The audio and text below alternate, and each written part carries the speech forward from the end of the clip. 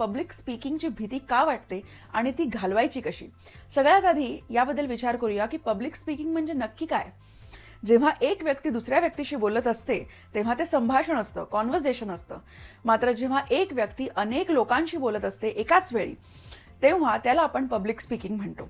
मात्र public speaking म्हटलं की आपल्या डोळ्यासमोर एक खूपच टिपिकल असं ऑडिटोरियम उभं राहतं, एक पोडियम, त्याच्या मागे आपण माईकच्या समोर आहोत, आपल्या समोर एक स्क्रिप्ट आहे आणि आपण ती वाचून लोकांशी बोलतोय, असं चित्र आपल्या डोळ्यासमोर उभं राहतं. हे जे पब्लिक स्पीकिंग आहे हे करताना बऱ्याच लोकांना विविध प्रॉब्लेम्सचा सामना करावा लागतो.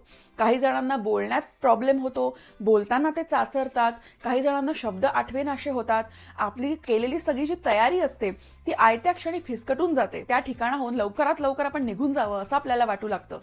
ही सगळी लक्षणं आहेत फिअर ऑफ पब्लिक स्पीकिंगची. याच्यावर काही उपाय आहेत का? आहेत तर काय? पहिला उपाय हा आहे की जेवढी तयारी तुम्ही कराल तेवढी कमी. दुसरा उपाय हा आहे की श्वासांवरती लक्ष द्या. आपण बऱ्याचदा अनेक लोकांना बघून आपलं मन हे त्यांच्या दिशेनं धावत सुटतं. ते काय बोलतायत, त्यांच्या चेहऱ्यावर काय भाव येत आहेत, त्यांच्या रिॲक्शन्स काय येत आहेत, इथे आपलं मन जास्त जातं आणि आपण स्वतःला विसरून जातो. आपल्याला धाप लागतेय, आपला श्वास वर खाली होतोय, हात थरथरतायत, या गोष्टीच आपल्या खिसगंटीत राहत नाहीत. तर अशा वेळेस काय करावं? तर आपल्या स्वतःच्या श्वासांशी आपल्याला कनेक्ट व्हायचं आहे. तिसरा उपाय हा आहे address the elephant in the room. याचा अर्थ काय? तर तुमच्या हातून एखादी चूक झाली, बोलताना नाव एखादं चुकीचं बोलल्या गेलं किंवा तुम्ही अडखळलात, विसरलात, तर अशा वेळेस गांगरून जाणं किंवा त्याबद्दल मनोमन लाज बाळगणं हा त्याच्यावरचा उपाय नाहीये. तर उपाय काय आहे?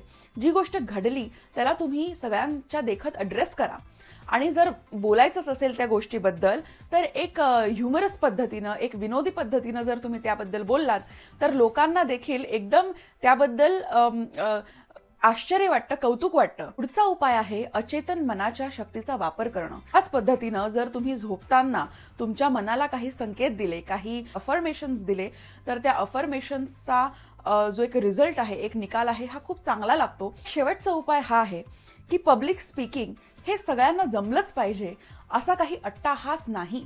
आजच्या काळात इतक्या गोष्टी आपल्यासाठी अवेलेबल झालेल्या आहेत की आपल्याला त्यांचा वापर करून स्वतःची सोय निर्माण करणं गरजेचं आहे. तर तुम्हाला पब्लिक स्पीकिंगची खूपच जास्त भीती वाटत असेल, फोबियाच असेल किंवा काही इश्यू होत असतील तर हरकत नाही.